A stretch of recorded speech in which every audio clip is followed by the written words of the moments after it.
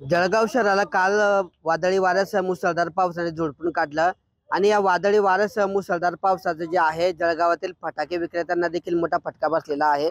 आपण जळगाव शहरातल्या शिवतीर्थ मैदानावर आहोत। दरवर्षी दिवाळी निमित्ताने या शिवतीर्थ मैदानावर जे आहेत फटाके विक्रेते जे आहेत आपली दुकानं या ठिकाणी ठाकत असतात। मात्र काल या ठिकाणी वादळी वाऱ्यासह आलेल्या पावसामुळे या दुकानांवरील पत्रे जे आहेत ते उडून गेलेले आहेत आणि फटाक्यांचा जो माल आहे बराचसा या ठिकाणी भिजून फटाक्यांचं मोठं नुकसान झालेलं आहे।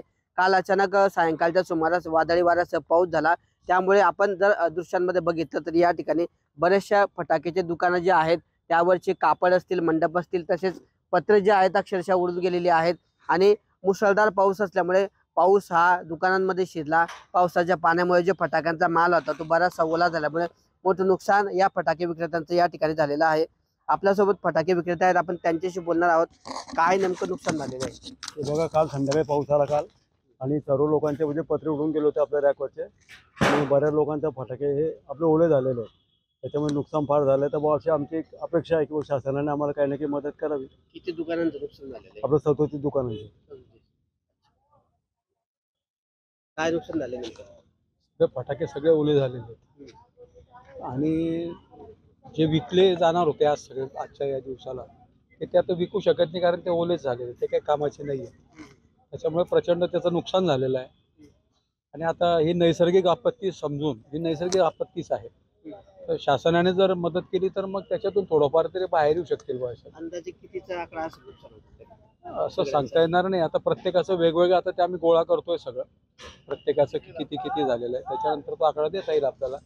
तरी साधारणतः एक 7-1 लाखापर्यंत 5-7 लाखापर्यंत नुकसान जास्त झालं, जास्त झालं। बोला।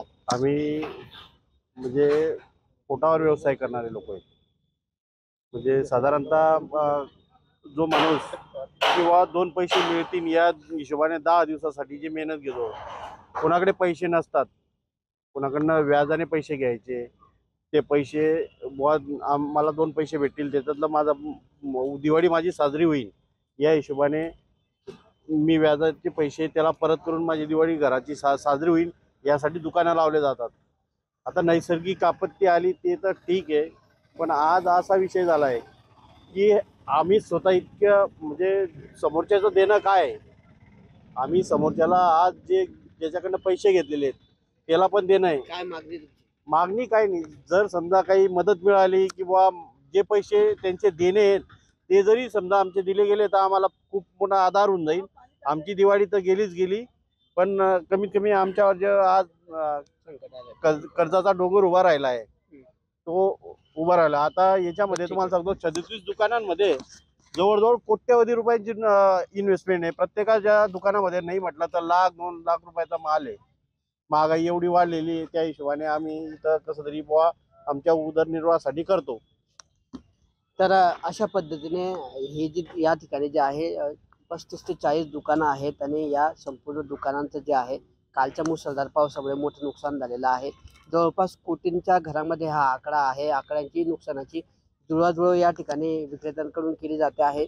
कर्ज काढून कसं तरी दिवाळी निमित्ताने फटाके विक्रीचं दुकान टाकलं, मात्र त्यातच आता पावसाचा फटका बसल्यामुळे मोठं नुकसान झालेलं आहे। तर आता कर्जाची परतफेड कशी करायची, 2 पैसे मिळणार होते, मात्र आता या पावसाच्या नुकसानामुळे जे आहे हातचं जे उत्पन्न आहे ते सुद्धा गेला, त्यामुळे आता मोठं नुकसान झाल्याच्या ज्या आहेत प्रतिक्रिया या ठिकाणी फटाके विक्रेत्यांनी व्यक्त केल्या असून नैसर्गिक आपत्ती समजून थोडीफार का होईना आम्हाला मदत करावी अशी अपेक्षा व्यक्त केली आहे। किशोर पाटील, TV9 मराठी, जळगाव।